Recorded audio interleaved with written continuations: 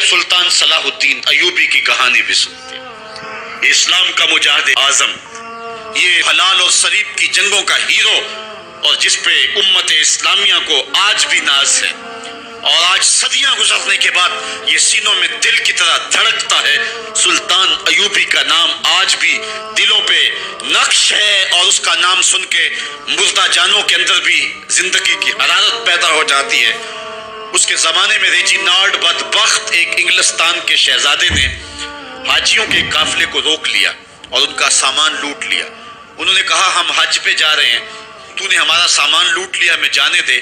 تو اس نے دریدہ دہنی کرتے ہوئے کہا بلاؤ اپنے نبی محمد کو جو تمہاری جان چھڑائے۔ بس سلطان صلاح الدین ایوبی تک یہ بات پہنچی تو میں نے تاریخ میں پڑھا کہ وہ دانت پیستا تھا، اس کی آنکھوں میں خون اتر آیا، اور اس میں کھڑے کھڑے قسم کھائی کہ جب تک اس ظالم کو کیفر کردار تک نہیں پہنچاؤں گا چین کی نیند نہیں سوؤں گا۔ پھر پونے دو سال کا عرصہ آپ سلطان صلاح الدین ایوبی کی زندگی دیکھ کے جنگی مہموں کو ترتیب دیتا رہا، دن رات اس نے ایک کر دی، نیند قریب نہ آنے دی۔ جب نیند بہت زیادہ تنگ کر دی تو پھر وہ خیمے کی چوب کے ساتھ ٹیک لگا کے کھڑے ہو کر کے اپنی آنکھوں کی آگ بجھا لیتا، اور پونے دو سال کا عرصہ اس نے چارپائی پہ لیٹ کے نہیں دیکھا۔ پھر وہ لمحے آئے کہ اللہ نے اس کی مراد پوری کی۔ انگلستان کے شہزادے لائن میں کھڑے تھے، اس نے شاہ گاما کو اپنی کرسی دی اور ساتھ کہا ہم جس کو کرسی دیتے اسے امان دیتے۔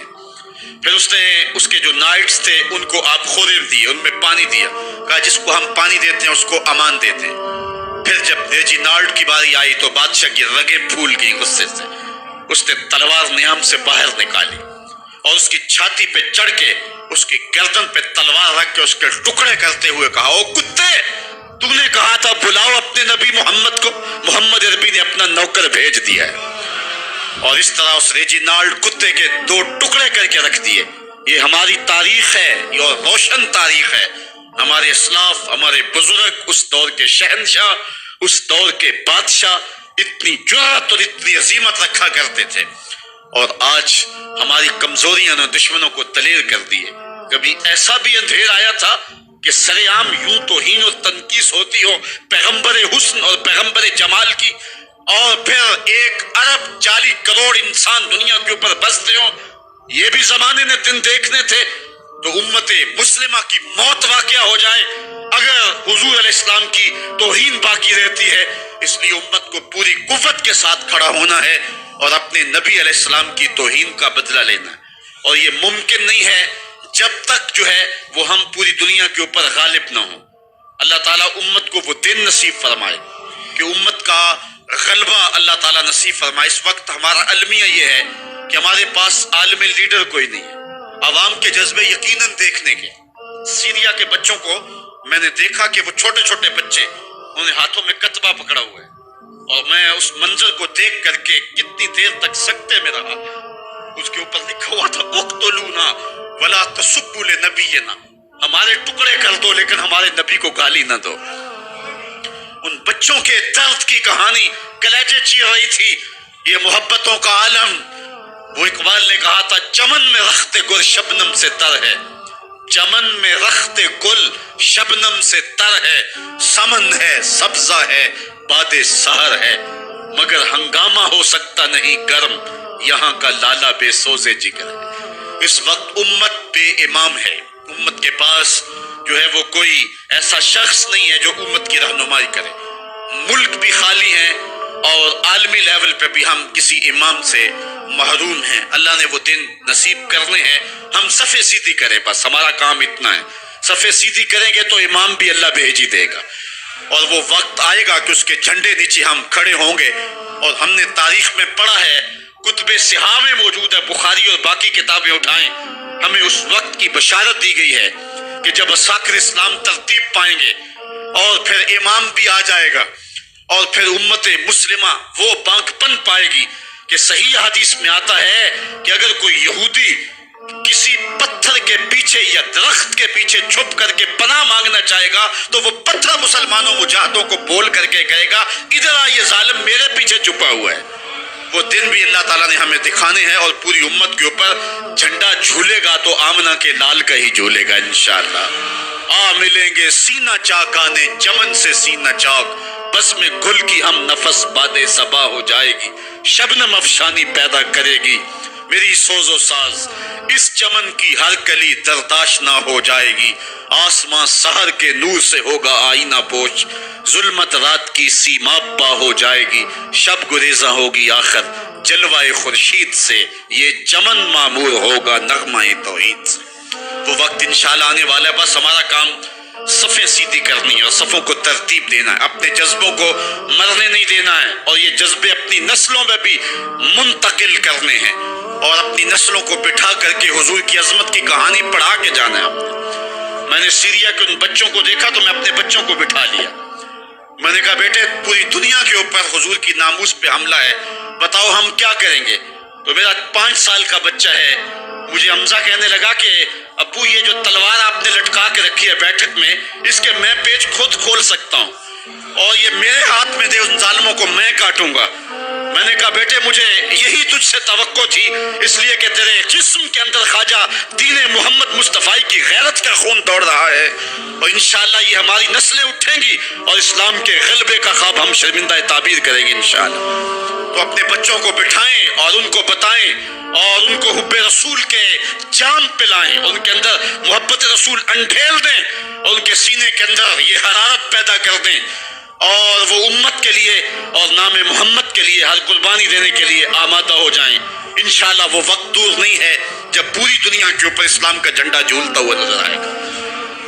ہم نے اپنے جذبوں کو بہر صورت بیدار رکھنا ہے، اور اگر انہوں نے توہین کی زبان کھولی ہے تو کروڑوں انسان حضور کی مدح میں زبانیں کھول لیں، صبح و شام وظیفہ درود و سلام کا لبوں پہ جاری کر لیں اور حضور کے نام کا جھنڈا اٹھائیں۔ یہ گلیوں میں، یہ چوکوں میں، یہ بازاروں میں یہ احتجاج، یہ تو ایک معمولی کیفیت ہے، ہم تو اس سے آگے بھی اگر ہم بے بس ہیں، کر کچھ نہیں سکتے۔ سچی بات ہے، ہمارے اندر جو جذبوں کی کائنات ہے ان کو کچا چبا جائیں کہ جنہوں نے میرے آقا حضور نبی رحمت کی توہین اور تنقیص کی ہے، اس لیے جو ہم سے بن پڑا، جو ہم سے ہو سکا ہم نے وہ ضرور کرنا ہے۔ وہ کیا کہا تھا سودا نے کہ مجنو لیلا سے بازی نہ لے سکا پر سر تو دے سکا، کس منہ سے کرتے ہو دعویٰ عشق سودا، تم سے تو یہ بھی نہ ہو سکا۔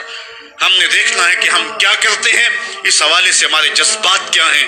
مجھے یاد آئی آج ہمارا سارا دن آج ہمارا کی کہانیاں میرے ذہن میں گردش کرتی رہی۔ ہمارا غزوہ احد کی نامور مجاہدہ ہیں کہ جب بھگدڑ مچی اور کچھ تو خون ہونے لگا اور عجیب کیفیت بن گئی، تو اس وقت حضرت ہمارا خاتون ہے تو اس جنگ میں ساتھ آئی تھی، کس کام کے لیے آئی تھی کہ کوئی زخمیوں کی مرہم پٹی کروں گی، لیکن جب دیکھا کہ حضور تنہا ہے اور تیروں کی برسات ہو رہی ہے، ہمارا تلوار لے کے میدان میں آ گئی، اور حضور نبی رحمت نے فرمایا کہ میں جدھر دیکھتا تھا مجھے ہمارا ہی نظر آتی تھی، اگر ادھر سے حملہ ہوتا آگے ہمارا کھڑی ہوتی، اگر ادھر سے حملہ ہوتا تو ہمارا کھڑی ہوتی۔ میں کہتا ہوں ہمارا تیرے نام پہ میری نسلیں قربان، جس نے محمد عربی کی آبرو کا پہرا دیا۔ اللہ اکبر۔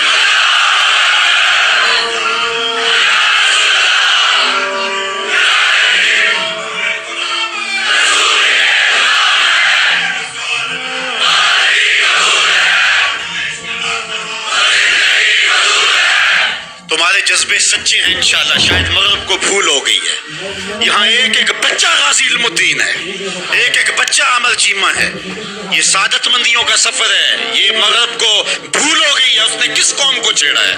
ان کی غیرت مری ہوئی نہیں ہے، انہوں نے کچوکے دیے، زخم دیے، امت کو معاشی بحران میں مبتلا کر دیا، روز پیٹرول کے بم ہمارے اوپر گرتے ہیں لیکن ہم کبھی میدان میں نہیں آئے۔ لیکن سارے معاملات کے اندر ہم کمپرومائز کر سکتے ہیں، کمزوری بھی دکھا سکتے ہیں۔ اگر اس عنوان سے ہم کمزوری دکھائیں ہمارا بچتا ہی کچھ نہیں ہے، ہمارا سب کچھ نام محمد ہے۔ ہم نے ہر دور میں تقدیس رسالت کے لیے وقت کی تیز ہواؤں سے بغاوت کی ہے، چھوڑ کے سلسلہ رسم سیاست کا فسوں بس ایک نام محمد سے محبت کی ہے۔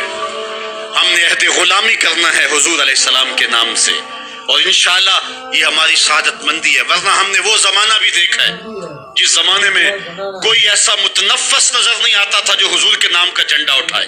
یہ تاتاریوں کا دور ہے، جب بغداد کو اجاڑا گیا، امت کے سر کاٹے گئے، اور یہ حال تھا کہ منگول سردار نے کہا کسی مسلمان کا سر لاؤ، اپنے فوجیوں کو کہا نہیں تمہارا سر کاٹ کے لگائیں گے۔ ایک مینار تعمیر کرنا کھوپڑیوں کا، اور پھر مسلمانوں کا پتہ ڈھونڈتے ہوئے لوگ ہاتھ میں پیسے لے کے گھومتے تھے کہ کسی مسلمان کا پتہ دے دو اس کا سر کاٹے، لیکن مسلمان ملتا نہیں تھا، کاٹ دیے گئے۔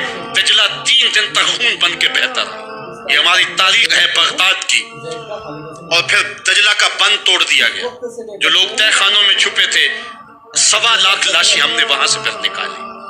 پھر وہ لمحے آئے کہ کوئی ایسا متنفس نظر نہیں آتا تھا جس کے ہاتھ میں اسلام کا جھنڈا ہو۔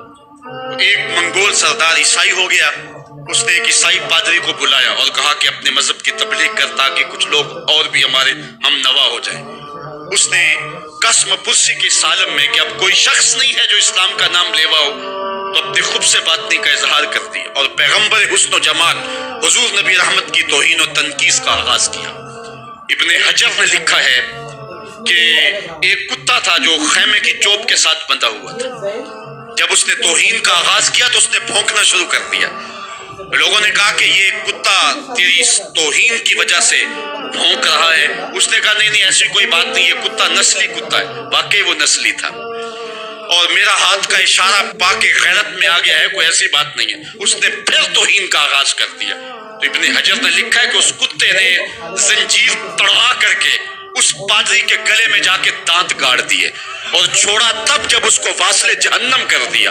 اس منظر کو دیکھ کے 70,000 اس فوج کے سپاہی اسلام کے دامن میں آ گئے۔ اقبال نے اسی موقع پہ کہا تھا تو نہ مٹ جائے گا ایران کے مٹ جانے سے، نشائے میں کو غرض نہیں پیمانے سے، ہے عیاں یورش تاتار کے افسانے سے، پاسباں کعبے کو مل گئے صنم خانے سے۔ اللہ اپنے نبی کی آبرو کی یوں بھی حفاظت کرنا جانتا ہے۔ کون جانتا تھا کہ عامر چیمہ یہ کام سر انجام دے گا؟ وہ تو ٹیکسٹائل کی ڈگری لینے گیا تھا، لیکن غلامی رسول کی سند لے کے پلٹا۔ میں نے غازی کے جنازے میں شرکت کی ہے، آپ نیٹ پہ جائیں اور وہاں اس کے جنازے کی تصویر دیکھیں، یا کہیں تصویر آپ کو میسر ہو۔ جنازہ لوگوں کی انگلیوں پہ ہے، بھاری تابوت اور اس کے اندر اس کا جسد اطہر، لیکن ہاتھوں پہ نہیں ہے، آپ کو انگلیوں کے پوروں پہ نظر آئے گا۔ اور ایسے مناظر بھی دیکھنے والوں نے دیکھے کہ رش کی وجہ سے لوگ نیچے سے ہٹ بھی جاتے اور وہ پھر بھی ہواؤں میں تیرتا رہتا۔ آپ جا کے دیکھ لیں، میں کوئی ہوا میں بات نہیں کر رہا، بالکل انگلیوں کے پورے پہ میں خود شامل تھا، اور میری سمجھ میں اس وقت بات نہیں آتی تھی کہ یہ کیا ماجرا ہے، اتنا بھاری صندوق اور انگلیوں کے پوروں پہ۔ پھر ایک دن حضرت سعد بن معاذ کی کہانیاں پڑھ رہا تھا کہ ان کا جنازہ بڑا ہلکا تھا، تو پوچھا گیا تو فرمایا کہ سعد کے جنازے کو صرف انسان ہی جو ہے وہ کندھا نہیں دے رہے، فرشتے بھی کندھا دے رہے ہیں۔ غازی کا جنازہ ایسے ہوا میں تیرتا تھا جس طرح پانی پہ کشتی تیرتی ہے۔ میں نے خود غازی کی قبر کی پائنتی پہ ایک سید زادے کو روتے دیکھا، اور وہ کیا رہا تھا، ربا میں تینوں یہ نہیں کہندا مینوں عامر چیمہ بنا دے، میں کہنا تے قدمہ دی مٹی ہی بنا دے۔ یہ سعادت مندی کی موت ہے، یہ خوش نصیب لوگوں کی زندگی ہے، اور مسلمان اس کو اعزاز سمجھتا ہے۔ اس پورے حال میں کوئی ایک شخص بھی نہیں ہوگا کہ جس کے دل میں یہ آرزو نہ ہو کہ میں حضور کے نام پہ قربان ہو جاؤں۔